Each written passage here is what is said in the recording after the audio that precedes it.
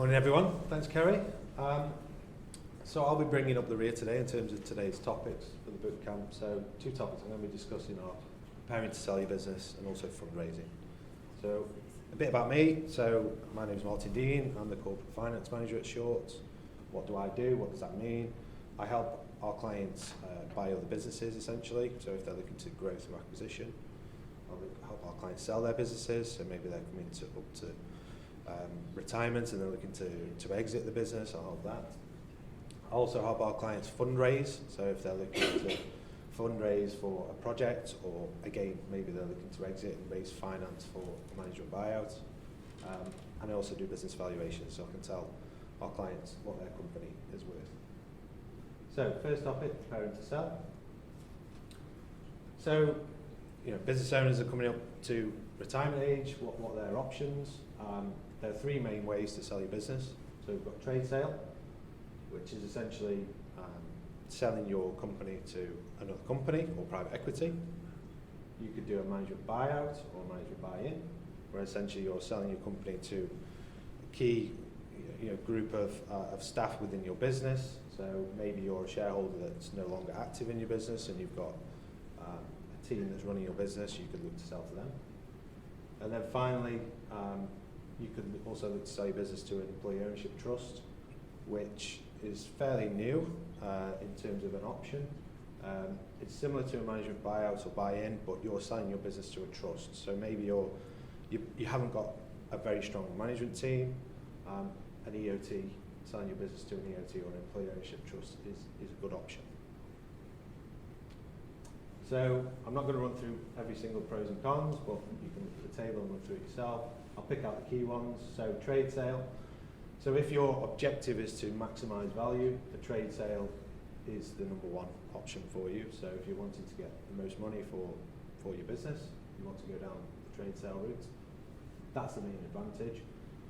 The main disadvantage is often when you're selling your business to another company, you've got to give a lot of information. They know nothing about your company, and you've got to be aware that you're going to be opening up your books. They're going to want to know a lot of detail about your company, and you've got that. There might be commercially sensitive information that you're giving up. So Kerry will be able to touch on it. There are protections that you can put in place, but ultimately you've got to give them that information for them to make a decision on whether they're going to pay the maximum value for their business. So a management buyout or a management buy-in, again, it's when your key management pay money for your business.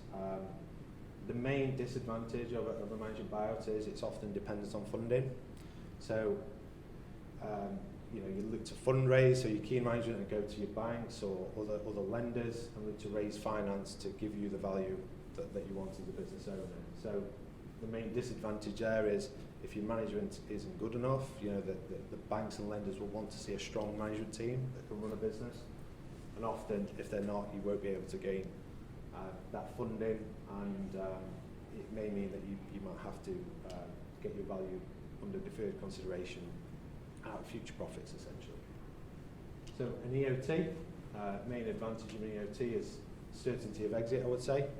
So if you decide you want to sell your business to a trust, it will happen, and it'll happen quite quickly compared to the other two options. The main disadvantage, again, we're seeing more and more funders now looking to raise finance on EOTs because they're understanding what they are. But as a business owner, you've got to be prepared to take the cash that's out of the business on day one, but there's going to be an element of deferred consideration, so you're going to be paid out of future profits.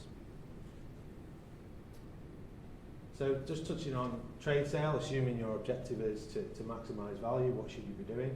Start early, so make a plan. I say this to most business owners, when did you start thinking of selling your business? And my advice would be you need to start thinking about it on day one. The earlier you start, the easier it is. You're more prepared. You've touched on a lot of topics today, management information, protecting your IP, doing all those things. You're making sure you're transaction ready. So starting early is really key. So finding a strategic buyer, really important. So often that's coming from contacts that you've made within your business. So maybe often it's a key customer or supplier. But if you engage the right advisor, we'll go out, we've got a network of contacts, we'll know industries and businesses that may want to buy your business. Control the process, again, really important when you go through a trade sale. You want to be in full control of the process. You want that process to be competitive, so you want to be drawing people in, producing IMs, one-pagers to draw people into a process, create that competitive tension, so that's going to maximise your value. Prepare for detailed due diligence, really important again. As I've touched on, the main disadvantage of a trade sale is you're going to be giving a lot of information away. So the more better prepared management information you've got, so this is touched on, the IP protections, you've got all your R&D claims, having that process and having all that information available is going to help through that due diligence process. And then finally, prepare emotionally for it, because it's going to take up a lot of your time and effort. And I think knowing that in advance, you're much more likely to sort of take it on the chin when things go wrong, because often through due diligence, that buyer will find stuff that they don't like to try and reduce the price.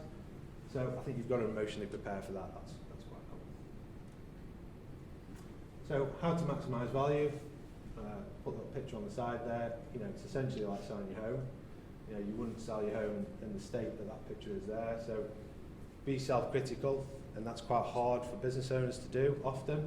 They think their business is the best business in the world. Why would another business not want to pay the maximum value for it? But make sure, you know, your assets are up to date. Everything's in order. You've got that management information. If you don't, you're going to reduce the value that you're going to get for your business. So understand, develop and protect your key drivers.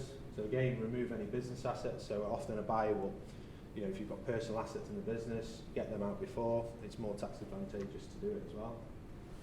So again, Kerry's point, protect your IP. A buyer's wanting to know that their investment, and the price that they're paying for a business, you know, someone else isn't just going to set up the same business down the road.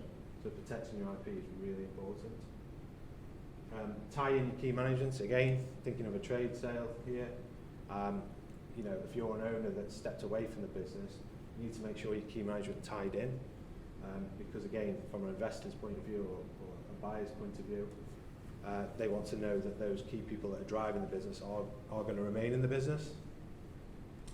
And if applicable, because not every business is set up this way, but if your customers are under contract, you know, make sure those contracts are robust. Again, speak to a legal advisor, make sure you're protected, because again, a buyer's going to be crawling all over that. Point 2, make sure your business is less reliant on you. Again, pass on those key relationships. You know, a buyer's going to come in and they're buying your business, they're not buying you.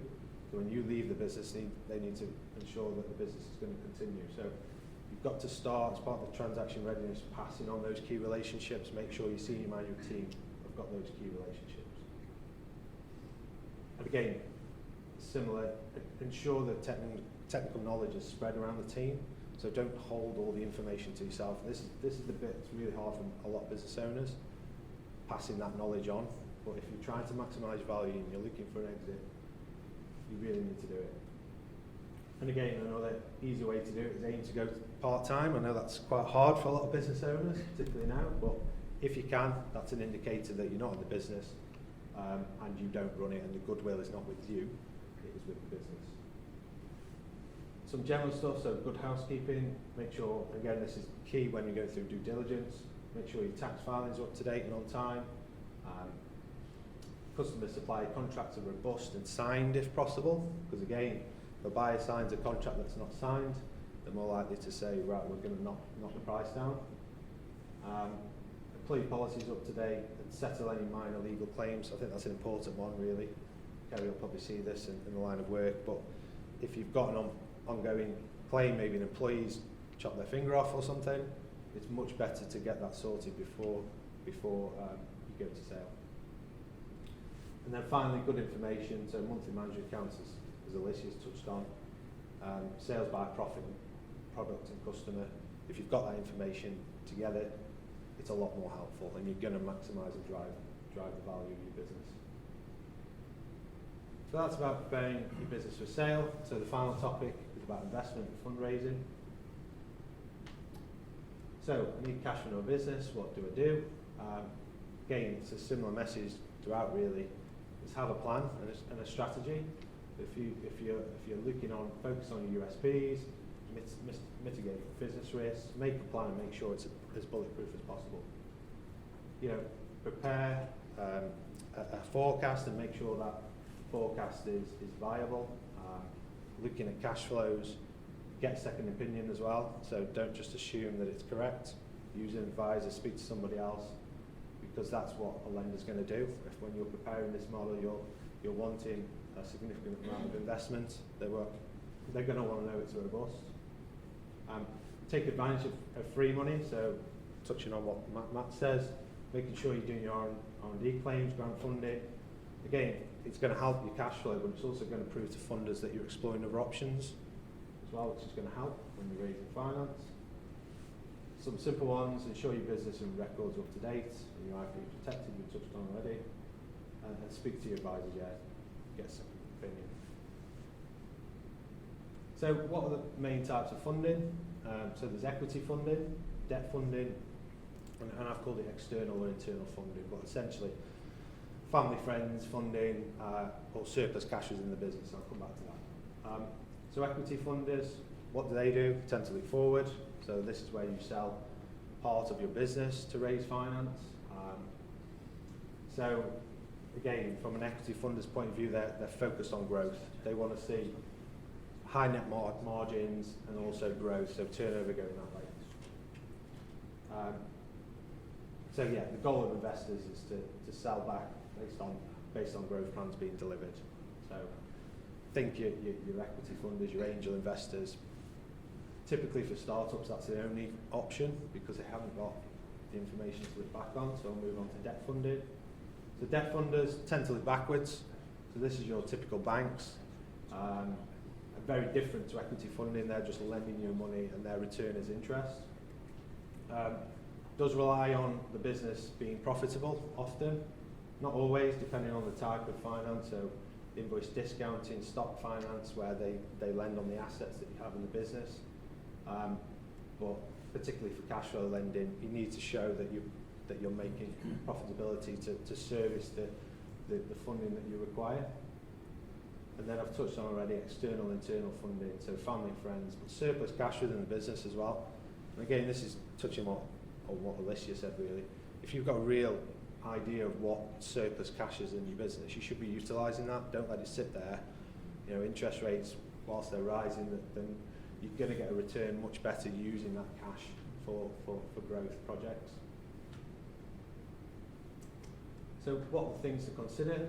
So equity funding, very, very difficult to find equity funders, particularly for startups. You know, you're looking at a small pool of investors there that are going to be able to help. But again, if you've got an idea, you've got a plan, it's really robust, it's going to give you the best chance to get some equity funding. Yeah, they'll often want a large stake of your business, typically 10 to 20% at the startup stage. So you know, you've got to be prepared to give up some shares, which often business owners don't want to do. And again, they'll want to see a return, high return. So you're not just turnover, profitability needs to be in the sort of 10 to 20% range to get some equity funding. Financial and non-financial implications of debt funding. So invoice discounting. So I didn't touch on it in there. So that's selling your invoices essentially. Not suitable for a lot of businesses. So if you've not got trade credit, maybe you're cash-based or payments are up front, might not be applicable. Overdraft facilities. Not as common these days. I mean, if you've got an overdraft facility, great. I think you're in the minority. I don't think banks are keen on giving them out these days. Stock finance. So again, the main disadvantage of stock finance is in terms of actually being able to raise a significant amount of cash, it's quite hard to do that. Fixed asset finance, so raising finance on kit that you've got, so maybe some plant and equipment that you own. You know, in terms of that can be quite tricky sometimes because you've got to prove that your assets are worth something for a lender to be able to lend on it. And cash flow lending, again, it's not ideal for startup companies because a bank can't look backwards, there's nothing there. So again, not ideal for them. You've got to prove serviceability, and often you'll have to give a personal guarantee as well. So and I think if you engage with a decent advisor, well, that's a negotiation point. You can often try and get that away, but it tends to be expensive as well. So how do I find equity investors, particularly for startups? Peers, colleagues in the sector, you know, thinking of organisations such as North Invest, Sheffield Digital, you know, getting into those networks where you've got entrepreneurs there that are similar, and that's how you build your networks, and you're going to get in front of those angel investors and get your name out there. And again, speak to advisors. We've got a network of individuals, high net worths that we can pass on to. But again, it's all about having a plan, making sure if you're looking to raise equity funding in particular, that you've got a robust plan in place. Otherwise, it's just purely not backable.